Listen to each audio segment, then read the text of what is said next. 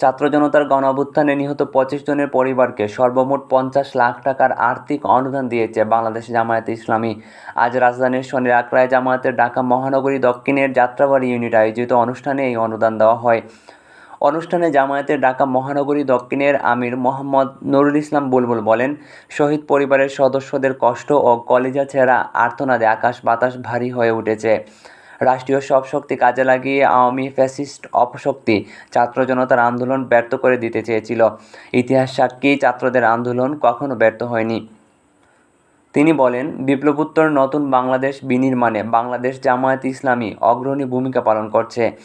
৫ August থেকেই দুর্বৃত্তের লুটপাট, অগ্নিসংযোগ ও চাঁদাবাজি প্রতিরোধ এবং ভিন্ন ধর্মাবলম্বীদের উপাসনালয়সহ দেশের মানুষের জানমালের নিরাপত্তায় জামায়াতে ইসলামীর নেতাকর্মীরা অতীন্দ্র প্রহরীর ভূমিকা পালন করছেন।